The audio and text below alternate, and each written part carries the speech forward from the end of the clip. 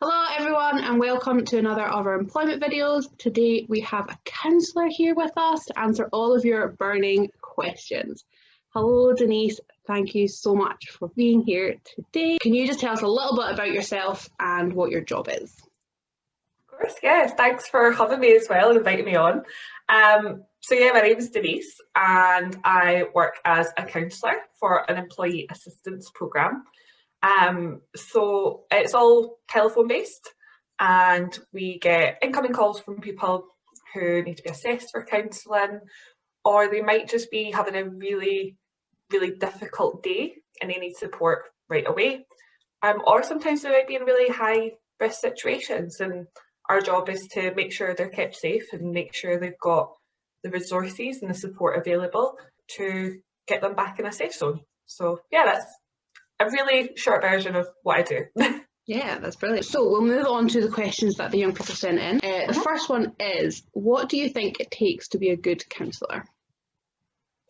So I am a huge believer that it doesn't matter what you study in counselling, doesn't matter how many tools, interventions or whatever you can memorise. That's not what it's about. It's all about who you are as a person, how you relate to people, and mostly that you can sit back and listen and give them the space. So you're not trying to dominate them, you're not trying to judge them. And also you don't want to fix people. That's something a lot of people come into counselling thinking, oh, I'm really good at giving advice, or I'm really good at finding solutions. That's not what it's about. That's probably the hardest thing you learn in training. But yeah, so I think as long as you're someone who's open to learning, is empathic, and just genuinely wants to be in a space to help people, and however long that takes, whatever way that takes for them, I think that's what makes a good counsellor. What kind of effect does the job have on your mental health? So I would say it can potentially have sometimes quite a hard effect on your mental health. But the good thing that I've got from this is it makes me much more aware of my own mental health. So because I'm talking about people's mental health issues, I'm encouraging people to, look at their self-care menu. How do they help themselves? Where do they recognise they need help before it gets too overwhelming? You start to become accountable for yourself as well. If I can sit here and tell you that one way of why you might be feeling overwhelmed and anxious is because you're not taking a break for it the whole day, or your idea of a break is, helping other people more, and you're not taking that time for yourself. By saying that, I'm like, well, what am I doing? What am I doing for my own mental health? So I'm not going to say that it doesn't have an effect on your mental health, but it doesn't always have to be a negative one. If anything, it gives you the opportunity to kind of check in. What am I doing? How am I feeling? Am I being triggered by something here?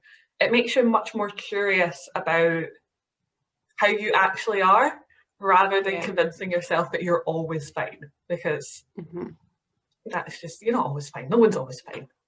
Absolutely. Yeah. The biggest part is if you can't look after yourself, you can't look after other people. Have a good support network. Yeah. Check in on yourself and have a really good self-care plan as well. That's something I never thought, it's something that was in my head of oh, well, I do this and I do that. But when it's in your head, you've maybe got two things that are the same way that you're actually dealing with something. Whereas when you write it down, you're like, right, well, I'm really good at, the physical part of getting the energy out. But when I'm needing something else, I've not got that part in my self-care menu now. So where do I go there? And I think that really helps to kind of put it somewhere physical and go, right, okay, going back to my menu, what am I going to do for myself today? Yeah, you need to plan. It's just as hard for that as you do need to study to be a counsellor. Yeah, totally. I guess that leads quite well on to the next question, which is, what is the hardest, most draining type of person or issue to work with? That's a tricky question. Yeah, I mean, I'd say in my experience, so when you get a new client, you'll get a bit of their assessment. So, client is presenting with these issues. And when you're a trainee, you look at that and you go, oh my goodness, I can't work with that. I've not got that experience. You right away go into, my God, I'm never going to be able to do that. I'm going to have to study every book about this subject, and I'm going to have to like do so much work. And then you meet the person and you're like, you sit back and you listen to them and you connect with them. And you're like, I don't need to be the expert here. That's not what's helpful for them. Yeah. They don't need someone telling them how they feel. Yeah. They know how they feel. It's your job to sit there and share that and look at, you know, where do you want to go with this? What will help you and how you feel? But sometimes also just being like, listening to them and going, that I can feel how hard that is right now for you. And it's safe. This is a safe space to feel all of that. Mm-hmm. So yeah, like if people really want to be there and they do want to commit to change and to themselves, great. If they don't want to be there, that doesn't make them a bad client by any means. It just means by that, at that point, counselling's not the thing that they need at that point. But that's okay too, because they can always come back to it. Or they might not need it. They might find other resources that are more helpful for them. So yeah, it's really individualised. And yeah, I wouldn't like to say that there's like any clients that I dread. No. Yeah, I think the only other thing I would say is like, if you don't have that self-care and that like worked on yourself stuff in place, then you will have clients who remind you too much of things you've been through. And then it's not that they're a bad client, it's that you will not be a good counsellor for them. Which is why we both talk about how important self-care and like working on your own stuff is so important, because often it's more about how you respond to clients rather than who the client is themselves. Yeah, definitely. And also, like, you know, what we've kind of learned about as well is you're not always going to be the right counsellor for every single person. That doesn't make you a bad counsellor. That doesn't make them a bad client. That just is like recognising maybe they do need something more specialised that you've not been trained in yet. That's okay. So yeah, just you don't need to be an my God, imagine you had to be an expert in absolutely everything. Your brain would just explode. Oh no. So yeah, referring on as well when you need to. Yeah, absolutely. I really like this question. I think it's a really important one. Can you be a counsellor if you've had mental health issues yourself? Absolutely. Like 100%. It's a really hard job to go into if you'd never experienced mental health issues. Yeah. Because how would you have that kind of empathy? Like, how would you have that relational depth of going, I can understand, not trying to say, well, I do this and it fixes it 100%. It's more like saying, when this happens for me, sometimes I can do this and it can be helpful. Yeah. It doesn't mean that I don't, you know, like for me personally, I'll still get like panic attacks or like have anxiety, but that's okay, because the difference is now I look at it and I go, this doesn't mean that I'm a bad person. Yeah. This just means that I'm like, my body's reacting to things around in its environment, and that's okay because I'm safe and I still love my body and I still love myself, and you know, I'm going to be okay at the end of this. So yeah, no, definitely it would be weird not to have experience of mental health and go into this job, you know? Why would you want to? Yeah. But that's the best thing about it as well, isn't it? Because you're not coming in from like, I'm the expert because I've read this in a book. You're really coming in from, you know, I want to listen to you because I know how scary and uncomfortable and really confusing some of these feelings can be growing up. And you know, I want to be there with you to give you a safe space, because a lot of us, you know, have either had counselling in the past, but some, you know, a lot of us have went through mental health issues totally alone. And I know like a big driving force is going, I really don't want anyone to feel like I did. Yeah. Alone. Like I want them to be able to have a safe space and, you know, talk about it and not be judged and not be shamed for it, but to help them. So yeah, definitely some wounded healers, but that's okay as well, because that's what we learn from. Yeah. Last question is, how do you know if you are mentally ill enough to go for counselling? Well, we all have mental health, right? Like we just all have mental health. I don't think that you need to be mentally ill to go get counselling. If you feel like it could benefit you to talk something through with someone, if you feel like there's a situation or it's ongoing or it's just a one-off kind of situation that actually you'd like to talk to someone about it, maybe you want to learn more about yourself and how you respond to things or how you deal with things, you know, if anything, it's sometimes better to get counselling before it gets to a point where you're in a really dangerous kind of can't keep yourself safe or can't keep someone else safe. You know, it's better to really get counselling before it becomes unmanageable. Yeah, that's a really good point. So yeah, and I don't like this idea of like, you know, you're mentally ill by whose standards? Do you know what I mean? Like, so for one person having, I don't know, for one person just having anxiety, they could look at that of, oh, you're mentally ill. No, it's a normal thing. Like, anxiety is so normal. It's a biological reaction to our environment. And gosh, there's so many things that trigger anxiety in this world. Like everything over Zoom. Do you know what I mean? Like, this isn't natural. So that's okay that you might feel anxious about these things. Yeah. So yeah, no, I don't think, if you feel I could benefit from counselling, don't wait until you're like, I can't keep myself safe.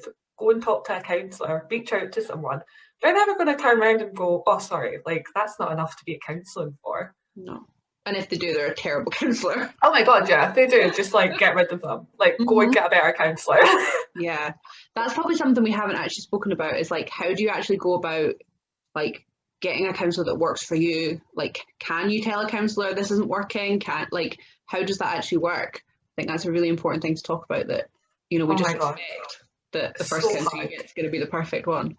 And it's so not. So, like, you know, completely honest, because that's just how I like to roll, is I had counselling when I was 16, and I probably went through 5 counsellors right away. And it wasn't even a case of me going, no, you're not good enough for me, or, you know, we're not working. It was a case of that, yeah, I'm fine. And they're like, oh my God, that's great, you don't need counsellor. I'm like, yeah, I'm fine. And then they totally thought, great, she doesn't need counselling.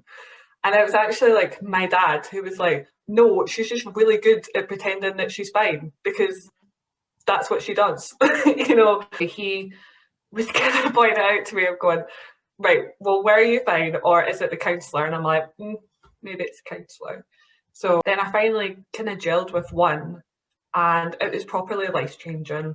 It's that point where I actually remember, like, at that point going, I want to be a counsellor because of how he helped me. And even sometimes, like, you know, you'll think, like, if I was to like pick out a counsellor, I probably would have said before him, oh, I only ever want to speak to a woman. But actually it was a man who really helped me. And that might not be the case with everything, because like even now, you know, I go and get personal counselling. It's something that's encouraged in counselling training, because a lot of things come up for you. And I had recently the experience of working with a female and having to say, after like 4 sessions together, this just isn't working for me. You're lovely, you're a really nice person, but I'm not getting much from it. And like after 4 sessions, you really know, you know, before 4 sessions, but I was just being a little bit chicken. I still hate confrontation. It's a hard thing to do, to like break up with your counsellor. Yeah, it does feel like a breakup, and I really suck at breakups. So it's like, but to be honest, if it wasn't for like you know, you and like other friends, like Denise, you always say as a counsellor, if this isn't working, please tell me, because either I need to change what I'm doing in the room, or I need to recognise that it's a relationship, and that's okay.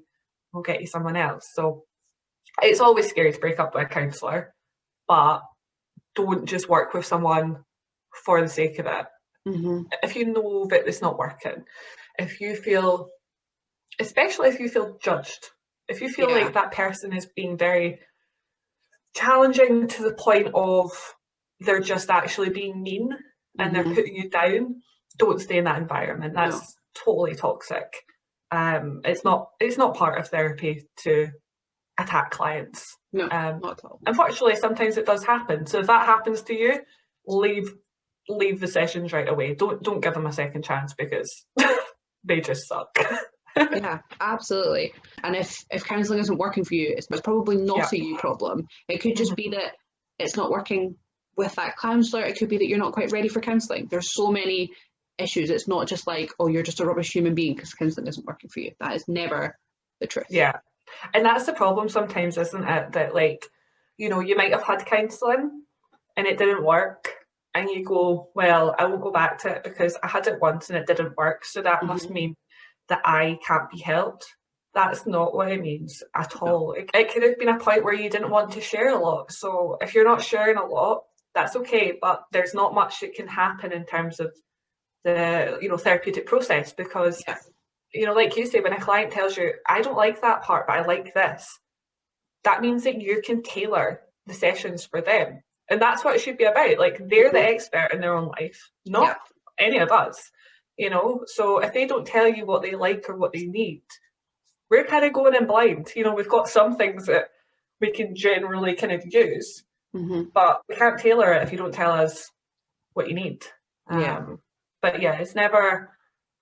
Yeah, I hate when like bad counselling puts people off, because there's always a better counsellor around the corner. There's plenty more fish in the sea. It's like dating. Exactly.